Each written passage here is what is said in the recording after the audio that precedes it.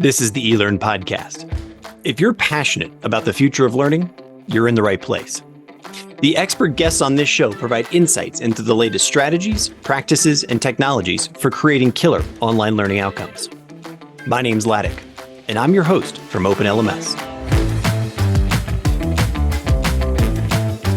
The eLearn podcast is sponsored by eLearn Magazine, your go-to resource for all things online learning. Click-by-click how-to articles, the latest in edtech, spotlight on successful outcomes and trends in the marketplace.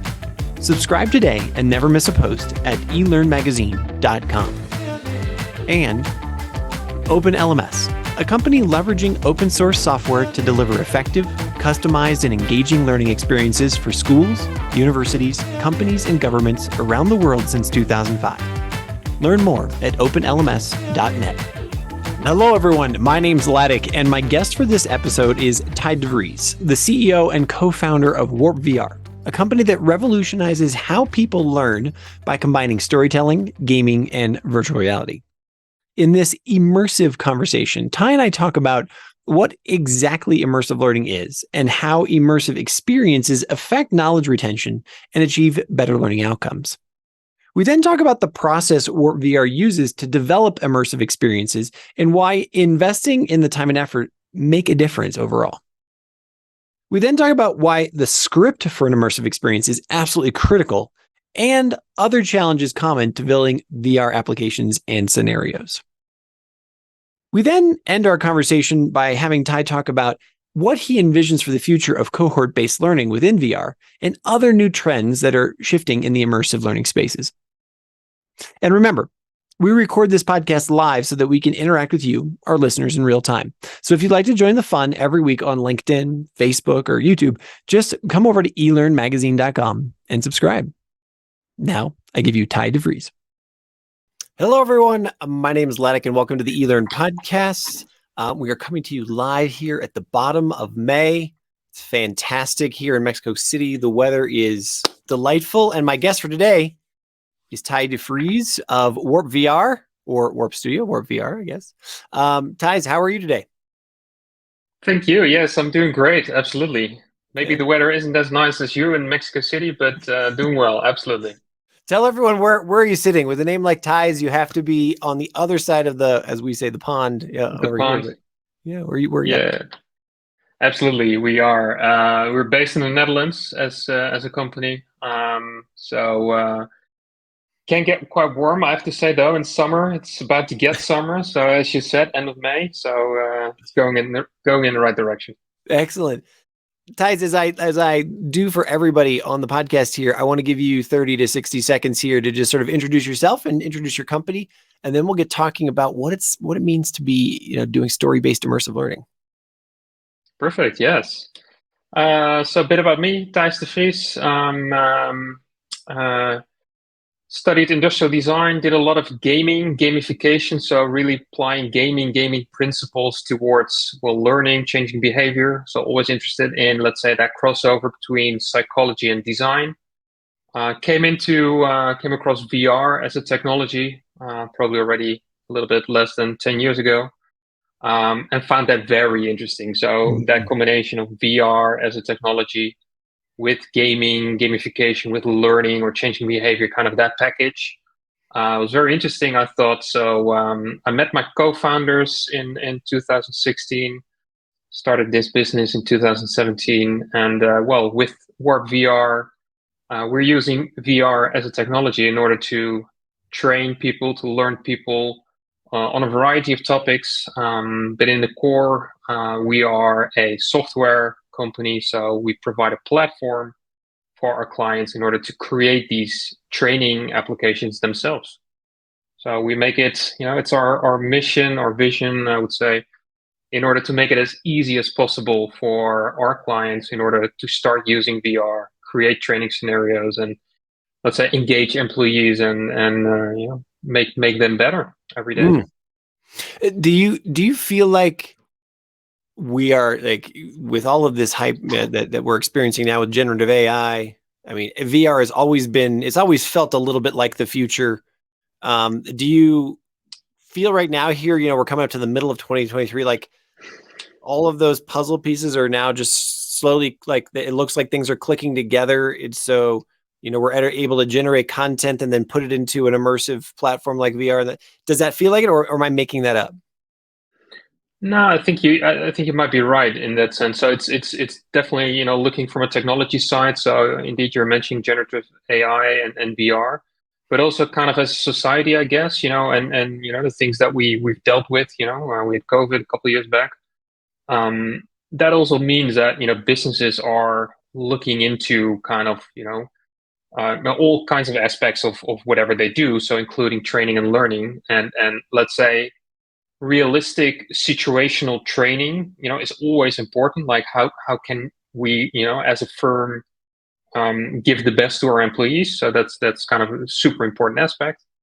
And how can we do it in such a way that we can do it, let's say, remote, and the business can continue, and there's no operational disturbance, et cetera, et cetera. So VR is in the end, it's just a means to an end. It's just about learning, employees learning new stuff. But it is a great piece of technology in order to get people into a realistic situation where otherwise might be difficult to be in. An oil rig on fire, that's pretty hard to train in real life, right?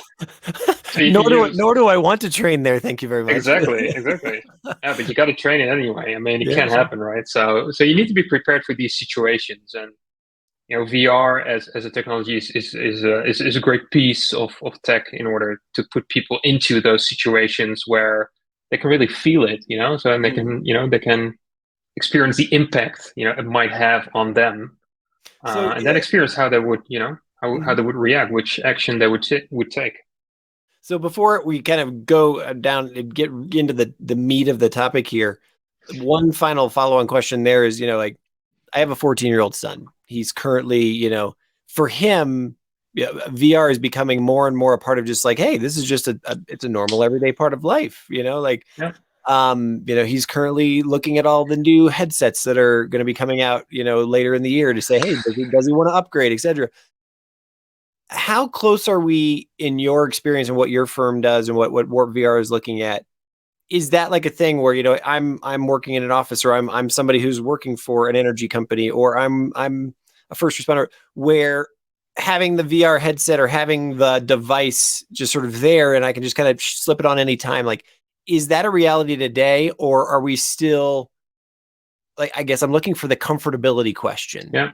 Still waiting do you think it's still another generation before it's just like, oh yeah, of course, I'll go pop on the VR and figure that out? Well, I think the answer is kind of both yes and no. So in terms of, let's say, technology perspective, VR is a very mature technology. I mean, it's here. The headsets are here. They work. The quality is has been Incredible. Yeah, it's absolutely getting incredible. better and better. Mhm. Last couple of years has been the headsets that were coming out have been getting better and better. As you said, this year we'll see a couple of new headsets, potentially a new player in the market, as well in terms of brands getting into VR. So the technology is mature, the headsets are good, but the other side, let's say, of the coin is also the fact that it's still relatively new. Although I think VR is actually from the 1960s even. I think the very first headsets were actually produced back then, so they were doing some experiments with humongous headsets, obviously. So it's completely different. Sure. But it's getting better and better, so it's getting smaller and smaller as well. So, but we're not there yet. That everybody has one or maybe even multiple headsets, VR or AR or kind of a combination of the two. Um, you know, so it makes it as easy as a smartphone nowadays to grab it, to use it, and also to use it for training. So again, they are looking at the training market. VR is here.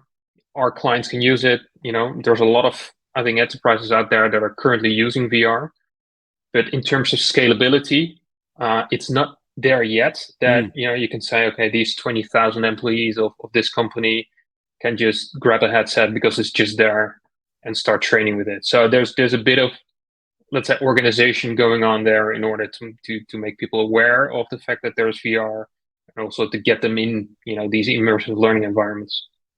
Well, then let's take that That makes sense. that next step there. Yeah. Hi there. I'm sorry to break into the show right now, but if you're enjoying this show, if you are challenged, if you're inspired, if you're learning something, if you think that you're going to be able to get something out of this to put into your practice, do me a quick favor. Pause right now and just hit subscribe on your podcast player right now. It doesn't matter which one, just hit subscribe, because that way it'll make sure that you never miss an episode in the future. Thanks. Now back to the show. So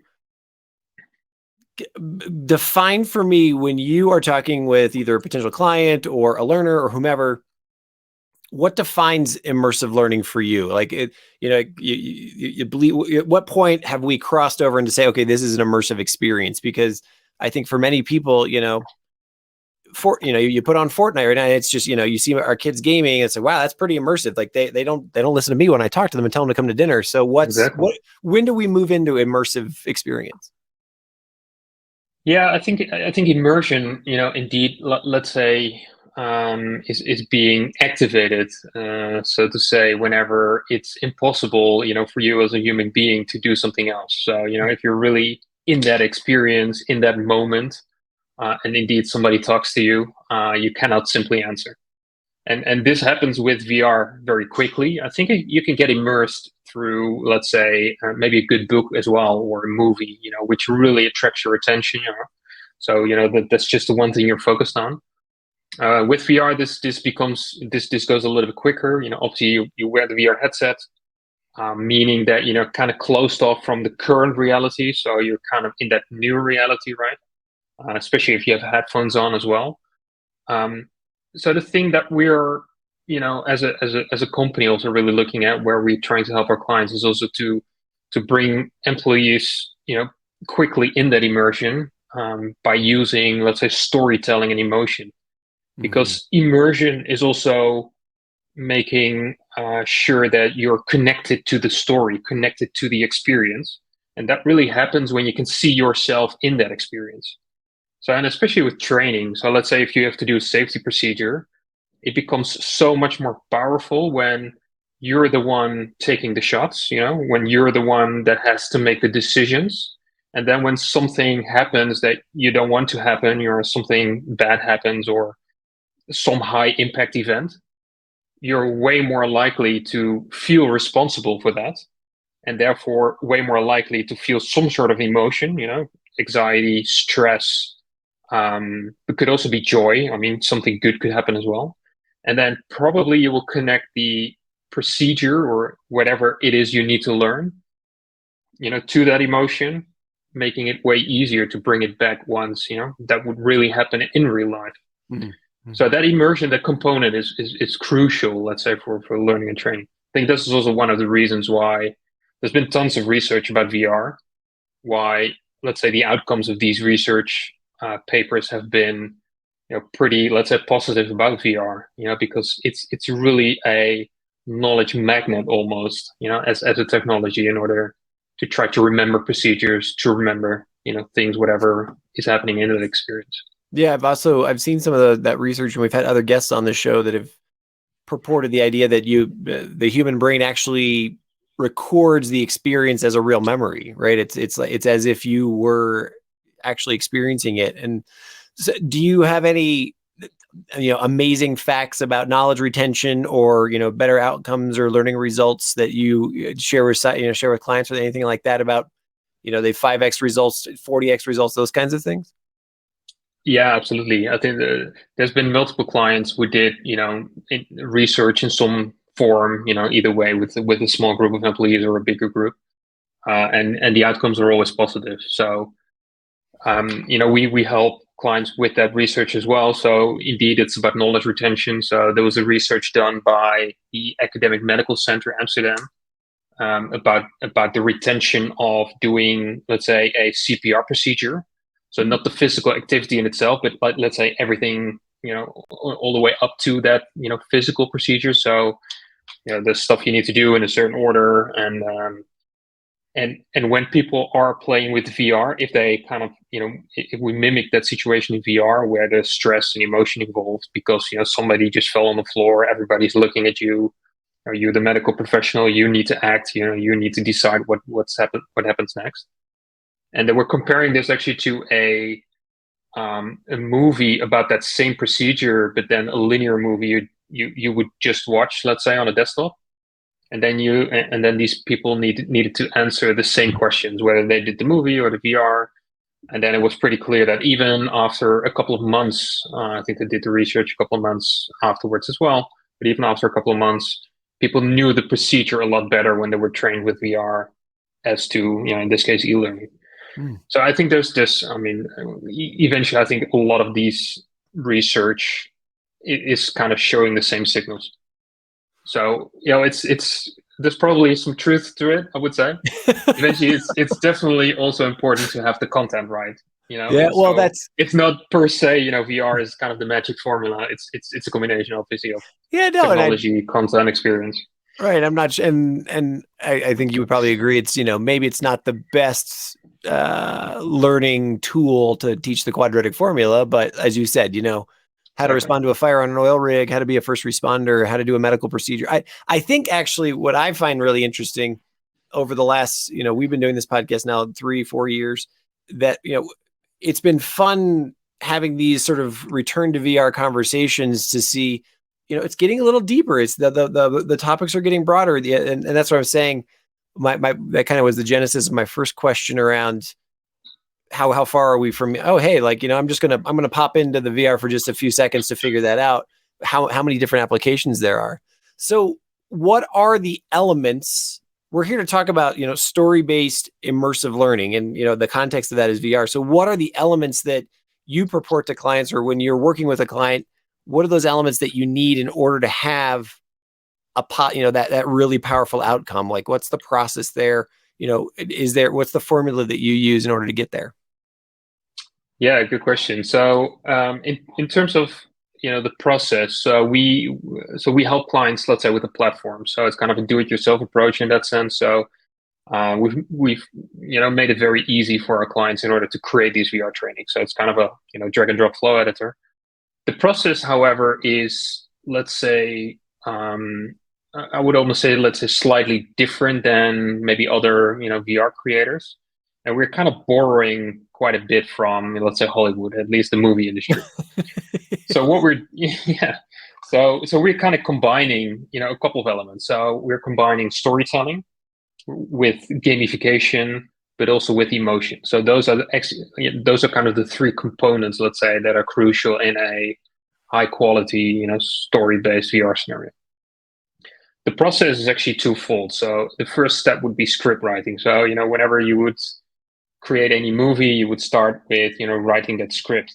And in this case, this is really about the learning goal, right? So whenever you would do, let's say you want to do a VR training on a evacuation of a specific building on a chemical plant, you really want to get into, kind of the specifics that would normally, or that could normally happen, in such an event. So you would do the script writing first. So really figure out kind of what's the end goal, like what's the learning goal for the employee, but also really figuring out what are the steps in between, where are the difficult dilemmas, because normally in those type of situations, it wouldn't, you wouldn't ask questions, let's say, about a situation, but it's always like in the context. So kind of what I mean is that what we tend to do with kind of learning material is that we ask questions about, the situation. So give me the 4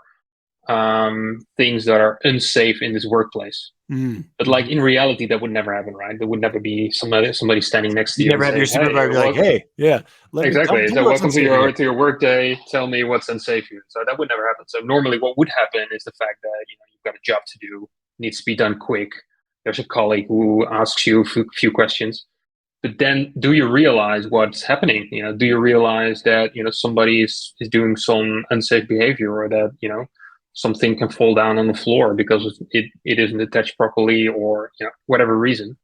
So we're trying to bring people, let's say, into those type of situations, where it feels realistic. So that's that first phase, that script writing. So if you get that right, you've got the script. You export the script, you print it, you take it to the set. So in this case, that building and the chemical plant, and you start filming with a 360 camera. So everything that we, let's say, do, or the backbone of every training scenario that has been created is 360 video. Cameras currently out there, also in terms of technology, that's easy to buy. I mean, there's consumer cameras, 360 consumer cameras, which are really good nowadays. Super easy to operate. So you just get a tripod, you put the camera on there, and you start filming those specific scenes that you just written in the script. And then you upload the videos actually to a platform. You combine the two, and you got the training. So that's actually the process. Mm. And so do you, that's really interesting. So are most of your clients asking their staff to be the actors in these things, or like, like, I guess I'm really going towards, you just went from, creating a script. Okay. That seems like low stakes. Like I feel like I could probably do that, to, whoa, I've got to get a 360 camera and then, actually produce some video. That would seem kind of intimidating to me unless I'm really prepared for it. I guess, but I understand that the outcomes, the safety, benefits that we would get from it, et cetera, would be well worth the investment. What's a time frame for, for somebody to invest in this and bring it to reality? Yeah. Virtual reality, I guess. Virtual reality, indeed. So on average, around 3 to 4 weeks for a full training scenario, which Wow. is, a lot shorter than, if you would, let's say, build, let's say, a 3D animated VR world where, stuff can happen. So the time to market is actually pretty short. We do help clients, let's say, in kind of a workshop format in order to get acquainted with our tools, but also kind of the VR mindset, as we call it. So you just mentioned that the script writing, okay, but the filming seems daunting. Actually, we kind of see the other way around, to be honest, because in order to write, let's say, a good training scenario, you kind of need to realize a little bit, about the outcome, like kind of how would this look like when some of my employees put on the VR headset. So how would that look like? But also it's you kind of need to write that scenario from, let's say, the employee perspective. So it's a really user-centric process. And either although the filming, maybe people don't have that much experience with the filming, it's super easy to do. So all our clients are like, okay, well, after they created, let's say, pieces of the 360 video, they're like, oh, I can do that. That's no problem. That's super easy to do. So, but it does require practice. I mean, eventually, it's pretty easy to create a VR training. It's a little bit more difficult to create a good VR training. So you kind of need practice. You need to do a little bit over and over again, and that's definitely where we're helping our clients with as well. Yeah, that's anything, right? That's the building of the muscle, right? The first time you do it, exactly, it's not going to be that great, but then the 50th time you do it, you're probably getting pretty good at it. When you're just thinking about the script more, are most of your clients coming to this process with sort of, hey, this happened in the past and we need to make sure it doesn't happen again? Or is it, hey, here's 15 scenarios that we think could happen and we'd like to prevent them from happening ever? Or is it somewhere in between? Am I just making that up? Well, it's a good question. I had to laugh because we definitely had a client, who specifically mentioned, hey, this and this happened, cannot ever happen again. So, we're trying to do this with, other types of training, but we want to do it in VR. So you can specifically mimic that situation. So that does happen. But I think what happens in most cases actually is that VR is a replacement for training that is already there.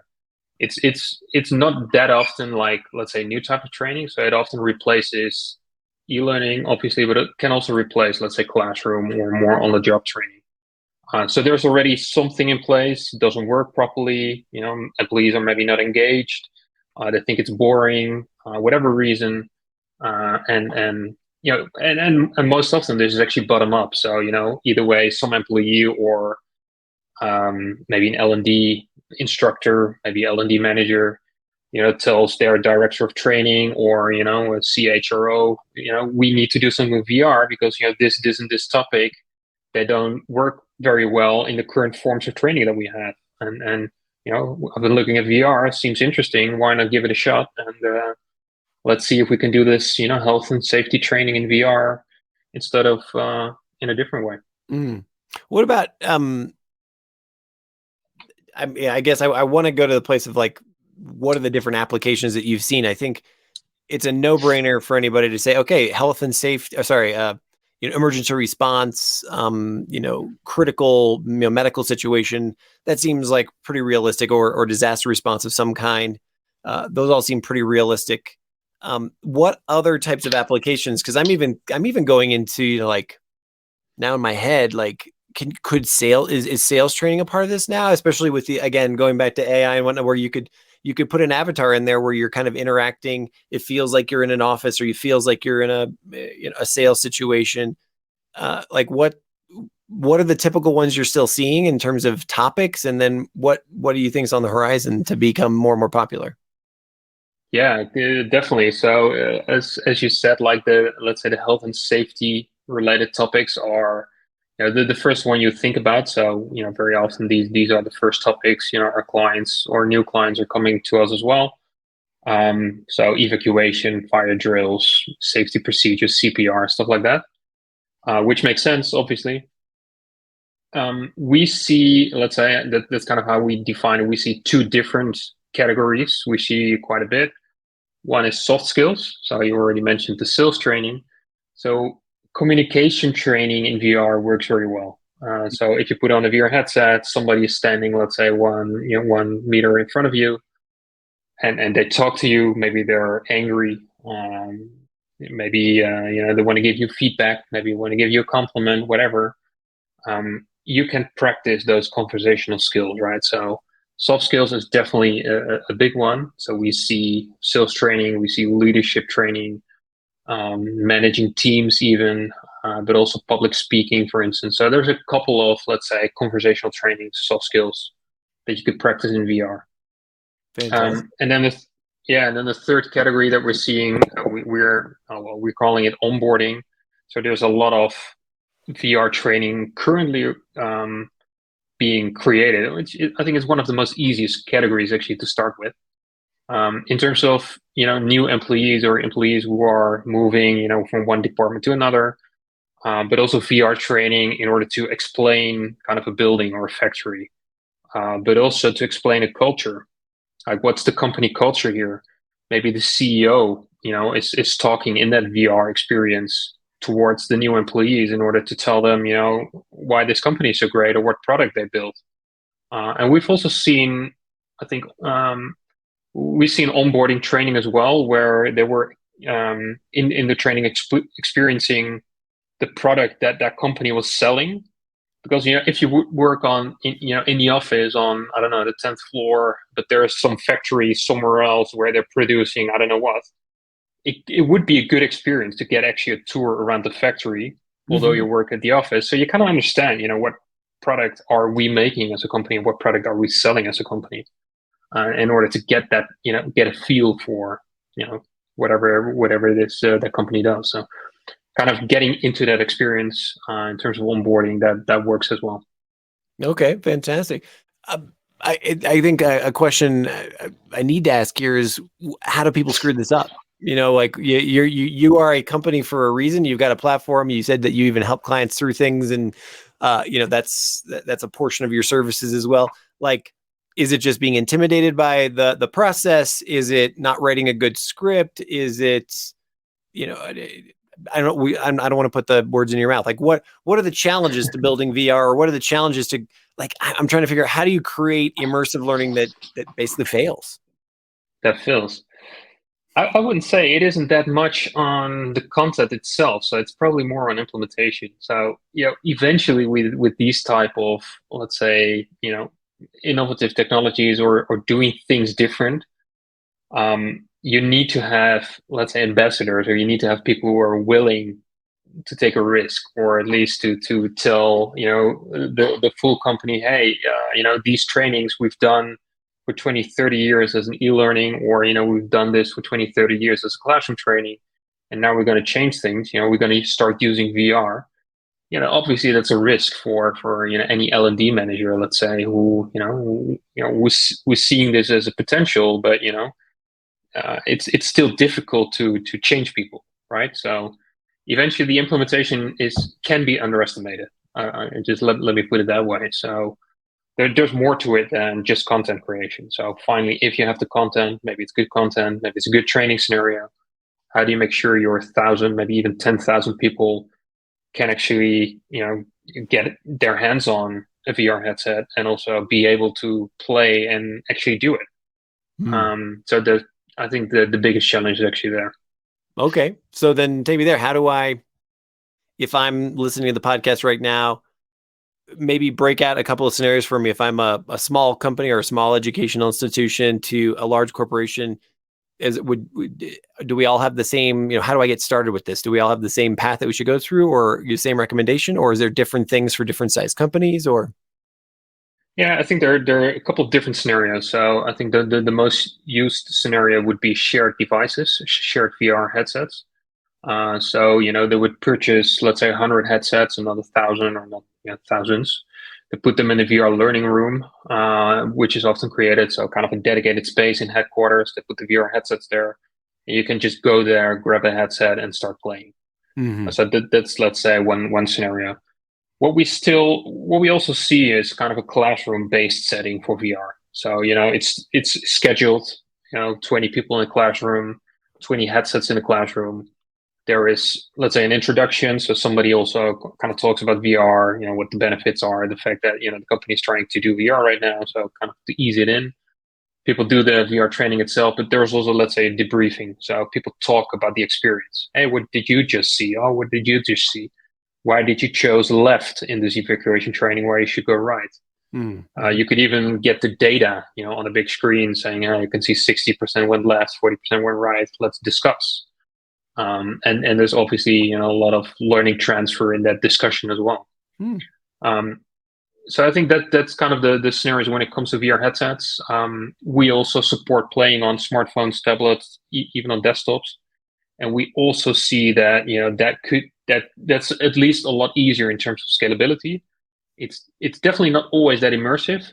The immersion is also not required, let's say, for all training topics. So if you have like an onboarding training, could very well be done on smartphone, meaning that you would just hold the smartphone in your hand and you look around, and then you can see the exact same training.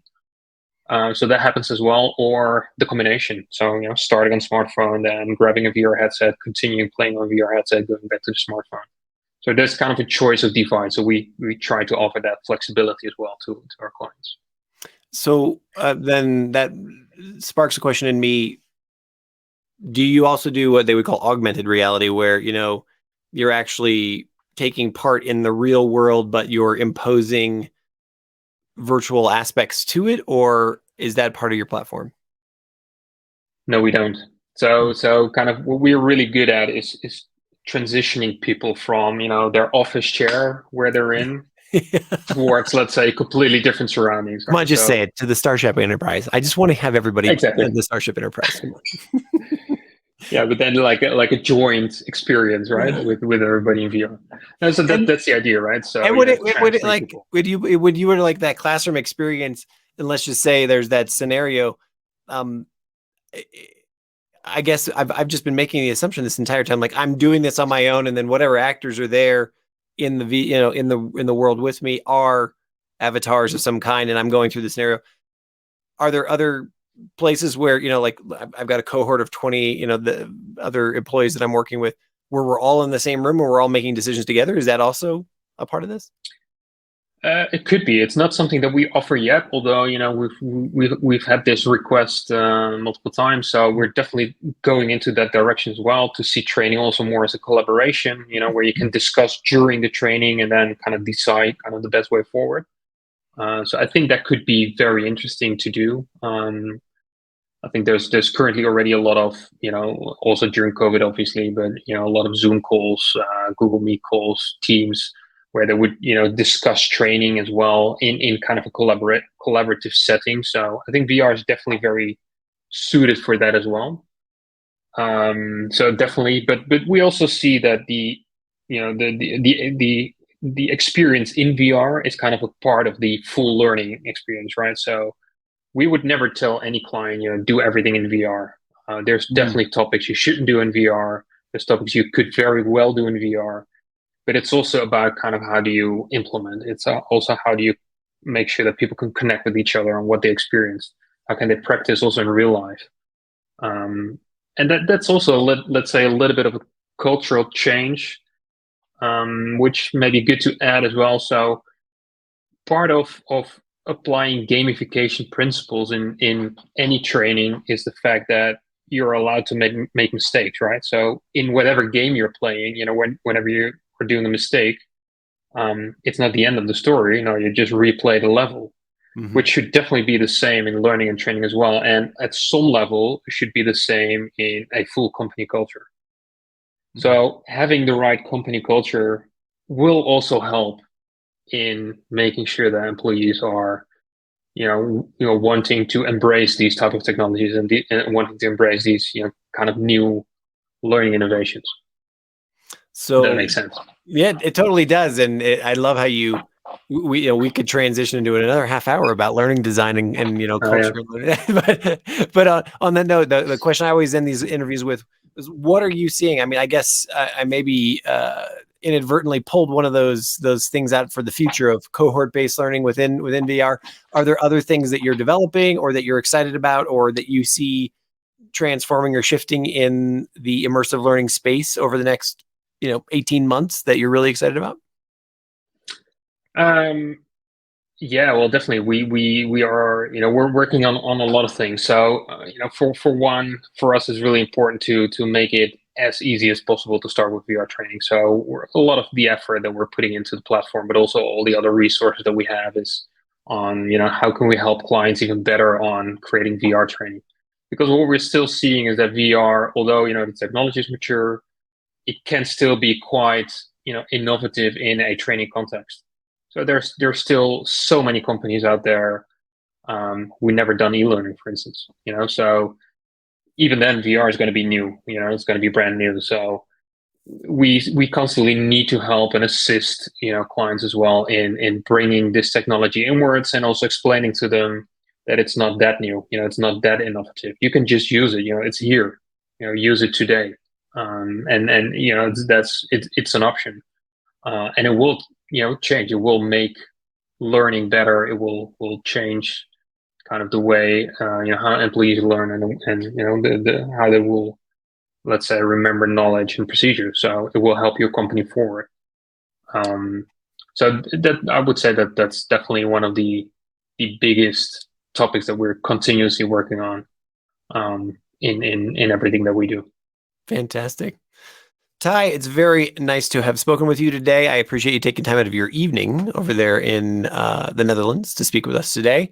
How would you like for people to reach out to you if they'd like to learn more about immersive learning, creating storytelling within that immersive learning, or just VR in general? Thank you as well. Love doing this. If people have any questions, I think it would be best just to go to our website, which is warpvr.com. They can learn all about what we do, and please let them. Everybody can get in touch with us if they have any questions about VR training, how to get started, how to do the implementation, for instance. We're more than happy to help. Super cool. Well, have a great evening. Thank you very much. Thank you. Thank you again for listening to the eLearn podcast here from OpenLMS. I just wanted to ask one more time, if you enjoyed this show, if you learned something, if you were inspired, if you were challenged, if you feel like, this is something you can take into your practice, please do me a favor. And right now on your podcast player, hit subscribe. That way you're never going to miss a future episode. Also, come over to elearnmagazine.com and subscribe there as well, because we have tons of great information about how to create killer online learning outcomes. Thanks.